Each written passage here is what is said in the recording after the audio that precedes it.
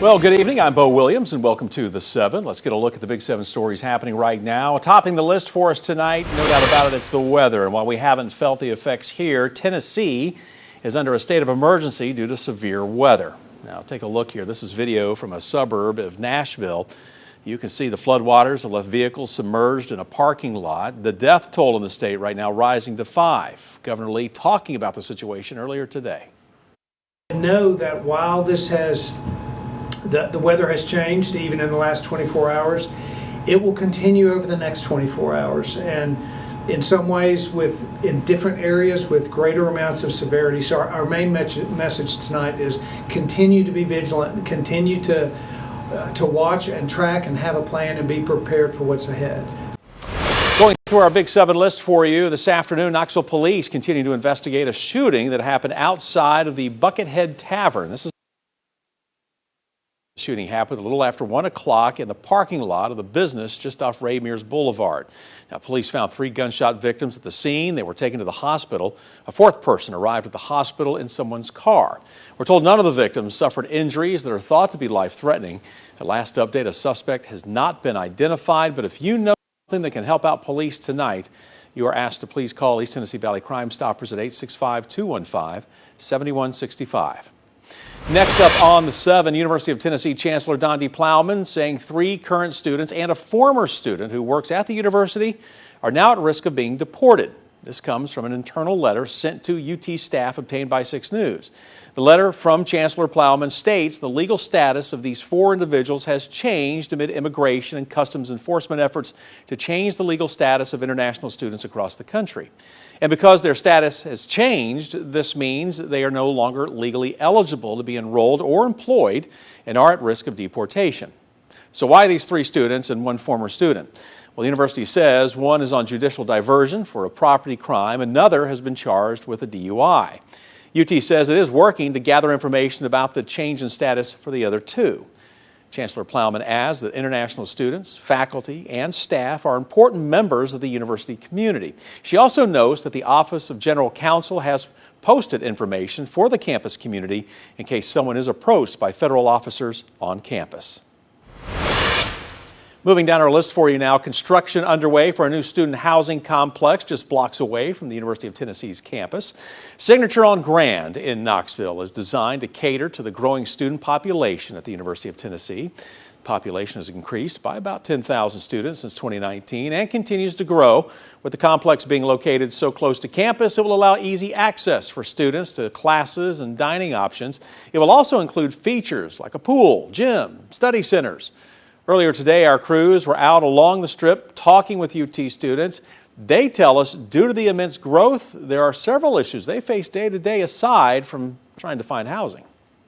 We got traffic nonstop up and down Cumberland Avenue, which sucks, but that's also definitely a hard thing to do. And then parking spaces is another huge thing with all the new students coming in. This project will be completed by 2027, allowing for more housing options for students within a few years. Big scam alert in our next story tonight. A McMinn County man lost tens of thousands of dollars after he received a call from a scammer posing as a federal agent. Now, according to Sheriff Joe Guy, an elderly man reported that he was called by someone claiming to be an agent with the U.S. Customs and Border Patrol. The scammer told the man that a large amount of money and drugs had been seized and was connected to him. Now, he was told unless he paid a deposit, the U.S. government would freeze all of his assets. Sheriff Guy says a separate scammer then came to the man's driveway, picking up a shoebox full of money. Now, in these situations, it can be hard for law enforcement to get the money back, so Sheriff Guy wants everyone to be aware. No federal, state, or local agencies ask for money or payment of fines over the phone. Do not give money or personal information out until you have spoken to law enforcement. For our final Big 7 at 7 story of the night, the Low-Income Home Energy Assistance Program, also known as LIHEAP, could be in jeopardy after the entire staff was laid off this week at the federal level. The program, that comes from the Department of Health and Human Services, distributes funds to states to help people pay to heat and cool their homes and prevent utilities from being shut off. Now, without any staff in place, organizations like the Knox County Community Action Committee are questioning whether this means or what this means for the 8,000 residents that receive this funding. Social Services Director Amy Whitworth, tells us once the actions being taken at the federal level make their way to our community, the impact will be devastating to seniors and others who depend on this program for their safety and care. Our senior citizens are especially vulnerable because they are on fixed incomes, and with a fixed income, if your utilities goes sky high, then they then have to choose between, well, are they going to eat or are they going to pay their utilities? Right now, she said the CAC is continuing with their program services as normal, as they have not received any information on what these staff cuts will do to the utility program. But with nearly 75% of the CAC's funding coming from the federal government, she tells us any loss of money would be detrimental to the community that needs them. A man is facing charges tonight after being accused of pulling a gun on a woman outside Cedar Bluff Middle School. Court records show this happened on April 1st. Now, those documents state that while students were being released, a woman pulled out of the middle school's parking lot. She apparently pulled forward far enough to see around traffic when 24-year-old Isaiah Renfro came up to her passenger side window. Now, he reportedly began yelling at her before walking to the driver's side window and pointing a gun at the victim.